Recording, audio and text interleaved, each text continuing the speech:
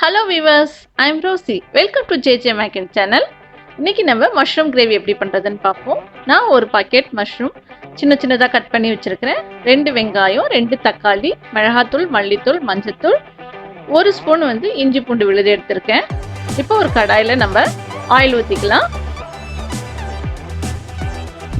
இதுக்கு பட்டை கிராம்லாம் நமக்கு போட வேண்டியதில்லை. கருவேப்பிலை சேர்த்துக்கலாம். 2 வெங்காயம் கட் பண்ணி வச்சு நான் அதையும் சேர்த்துக்கிறேன்.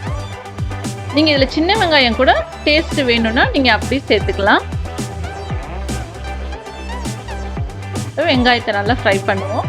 வெங்காயம் நல்லா வதங்கிடுச்சு. இப்போ 1 ஸ்பூன் நான் இஞ்சி பூண்டு விழுது நான் சேர்த்துக்கிறேன். அதையும் நல்லா ஃப்ரை பண்ணிக்கலாம். இப்போ நான் அரைச்சி வச்ச தக்காளி விழுது சேர்த்துக்கிறேன். 2 தக்காளி நான் அரைச்சி சேர்க்குறேன். நீங்கள் இதுலேயே கூட சின்ன வெங்காயத்தை சேர்த்து கூட நீங்கள் அரைச்சி சேர்த்துக்கலாம்.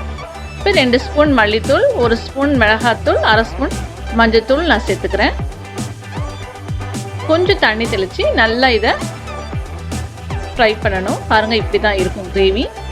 அந்த மசாலாவோட பச்சை வாடை போன உடனே நம்ம கட் பண்ணி வச்ச காளானை சேர்த்துக்கலாம். நமக்கு கொஞ்சம் கிளறி விட்டுக்கலாம். தேவையான அளவு உப்பு சேர்த்துக்குவோம்.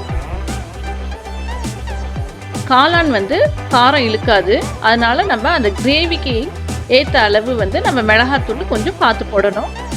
மூடி வச்சுக்கலாம். ரொம்ப நேரம் வேகாது, சீக்கிரம் வெந்துடும்.